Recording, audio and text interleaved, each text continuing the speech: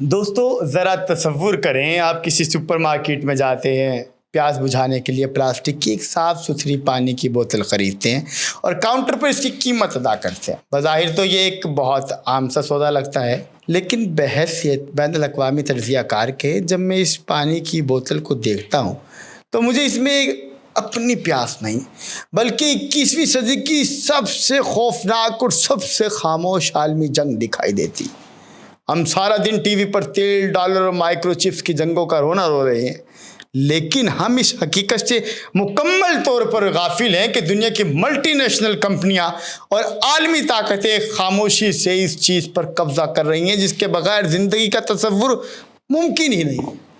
آج ہم اعداد و شمار، زمینی حقائق اور جیو پولیٹکس کی روشنی میں اس عالمی تنازع کا پوسٹ مارٹم کرنے جا رہے ہیں جسے بین الاقوامی سیاست میں واٹر وار کہا جاتا ہے۔ اور سمجھیں یہ بلو گولڈ جو ہے وہ ہمارے خطے کے مستقبل کا کیا فیصلہ آنے والے دنوں میں کرے گا۔ اس پوری عالمی سازش اور پانی کی سیاست کو گہرائی سے سمجھنے کے لیے میں آپ کے ساتھ ایک انتہائی چشم کشا کتاب کا حوالہ دینا چاہوں گا۔ کچھ عرصہ قبل ہی میں ماحولیات اور عالمی سیاست کے مشہور ماہر وندنا شیوا کی ایک مشہور زمانہ کتاب جو ہے وہ پڑھ رہا تھا، اور اس کتاب کو نام جو ہے وہ واٹر ونز ہے، جس کو پاپولیشن اور پروفٹ کے اوپر جو ہے وہ اس نے لکھا ہے۔ اس کتاب میں اس نے بتایا کہ دنیا کی بڑی کارپوریٹ کمپنیوں کا وہ بھیانک چہرہ بے نقاب کیا گیا ہے جو عام خبروں میں نہیں دکھایا جاتا۔ مصنف یہ کہتا ہے کہ انتہائی ٹھوس حوالوں سے میں یہ بات کہہ رہا ہوں کہ 20ویں صدی تک پانی کا قدرت کا ایک مفت تحفہ اور انسان کا بنیادی حق سمجھا جانے والا یہ نظام 21ویں صدی کے سرمایہ دارانہ نظام نے پانی کو خرید لینا ہے، اور بیچی جانے والی کمیونٹی یا پروڈکٹ اس تمام چیزوں کو خرید کر اپنی پیاس بجھا رہی ہوگی۔ ذرا اس بات کی سنگینی کا اندازہ تو لگائیے کہ دسمبر 2020 میں دنیا کی تاریخ میں پانی کو باقاعدہ وال اسٹریٹ کے طور پر شیئرز بازار میں ٹریڈنگ کے لیے پیش کیا گیا، بالکل ویسے ہی جیسے سونے اور خام تیل کی خرید و فروخت ہوتی ہے۔ اب سرمایہ دار پانی کی خریداری اور بیچنے والے بن گئے ہیں۔ کتاب میں واضح طور پر کہا گیا ہے کہ دنیا کی بڑی ملٹی نیشنل کمپنیاں غریب اور ترقی پذیر ممالک میں جا کر وہاں زیر زمین پانی کے ذخائر کو کوڑیوں کے بھاؤ خریدتے ہیں اور اس پانی کو پلاسٹک کی بوتلوں میں بند کرتے ہیں اور پھر اسی ملک کے شہریوں کو 1000 گنا مہنگے داموں فروخت کر دیتے ہیں۔ یہ پانی کی چوری اور نجکاری کی وہ بدترین قسم ہے جس نے غریب ممالک کو پیاسا کر دیا۔ لیکن پانی کا یہ بحران صرف کارپوریٹ کمپنیوں تک محدود نہیں ہے۔ بین الاقوامی سیاست میں پانی اب ایک باقاعدہ جنگی اور سفارتی ہتھیار بن چکا ہے۔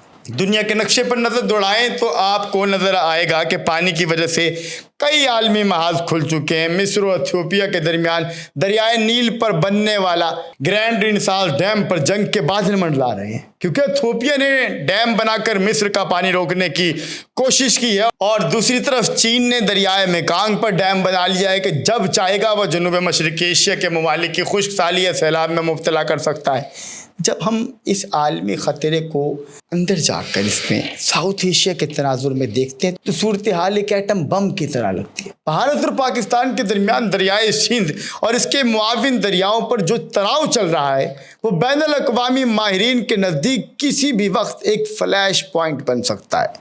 لیکن بات صرف واٹر پار سے آنے والے پانی کی نہیں ہے، اصل خطرہ وہ ہے جو ہمارے اپنے پیروں کے نیچے پیدا ہو رہا ہے۔ ناسا کے ڈیٹا کے مطابق گرے سیٹلائٹ جو کہتی ہے وہ یہ ہے کہ دنیا میں زیر زمین پانی جو ذخائر سب سے تیزی سے ختم ہو رہے ہیں ان میں دریائے سندھ کا سندھ طاس سب سے اوپر ہے۔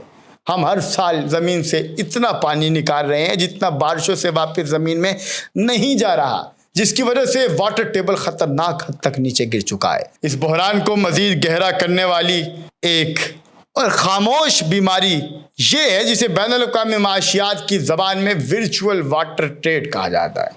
ہم خوش ہوتے ہیں کہ ہم چاول، گنا اور کاٹن کپاس دنیا کو ایکسپورٹ کر کے ڈالرز کما رہے ہیں، لیکن کیا آپ جانتے ہیں کہ 1 کلو چاول اگانے کے لیے تقریباً 3 سے 5 ہزار لیٹر پانی درکار ہوتا ہے؟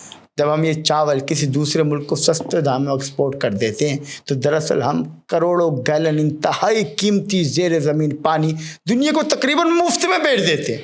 وہ ترقی یافتہ ممالک جو خود پانی کے معاملے میں خود کفیل ہیں، وہ جان بوجھ کر ایسی فصلیں غریب ممالک سے امپورٹ کرتے ہیں تاکہ ان کا اپنا پانی بچا رہے اور غریب ممالک کی زمینیں بنجر ہو جائیں۔ یہ ایک ایسا معاشی استحصال ہے جسے ہماری پالیسی میکرز مکمل طور پر نظر انداز کر رہے ہیں۔ بحیثیت تجزیہ کار میں یہ سمجھتا ہوں کہ پانی کا مسئلہ اب صرف ڈیم بنانے یا نل کے بند کرنے تک محدود نہیں رہا، سیدھا سادہ ہماری نیشنل سیکورٹی اور بقا کا مسئلہ ہے یار۔ اب تو یہ آنے والے وقتوں میں دنیا کی طاقتور قومیں وہ نہیں ہوں گی جن کے پاس جدید ترین لڑاکا طیارہ ہوں گے، بلکہ وہ ہوں گی جن کے پاس پینے اور فصلیں اگانے کے لیے صاف پانی ہوگا۔ اس بحران سے نکلنے کے لیے ہمیں ہنگامی بنیادوں پر اپنے معاشی اور زرعی ماڈل کو تبدیل کرنے کی ضرورت ہے، کیونکہ ہم فلڈ اریگیشن یعنی کھیتوں کے پانی کو بھرنے کے پرانے طریقوں کو جو چھوڑ کر اسرائیل اور دیگر جدید ممالک کی طرح ڈرپ اریگیشن اور سمارٹ فارمنگ کی طرف جا رہے ہیں، یہ ضروری ہے۔ ہمیں زیر زمین پانی نکالنے پر سخت قوانین لاگو کرنے ہوں گے اور پانی کی کارپوریٹ چوری کو روکنا ہوگا۔ تاریخ کا پہیہ تیزی سے گھوم رہا ہے۔ اگر ہم نے آج پانی کی اس عالمی اور مقامی بحران کو اپنی قومی ترجیحات کا حصہ نہ بنایا تو وہ دن دور نہیں جب ہم پٹرول تو شاید امپورٹ کر لیں گے، لیکن ہمیں اپنے بچوں کو پانی کے قطرے پلانے کے لیے لائنوں میں لگنے کے ساتھ ساتھ سونے کے بھاؤ سے خریدنا بھی پڑے گا۔ ہمیں ایک کڑوا سچ ماننا ہوگا کہ قدرت کے وسائل بے تحاشا ضرور ہیں، لیکن وہ ان قوموں کے لیے نہیں جو انہیں بے دردی سے ضائع کر رہی ہیں۔ آپ اس حوالے سے کیا کہتے ہیں؟ کمنٹ میں اپنی رائے ضرور دیجیے گا۔ فی امان اللہ۔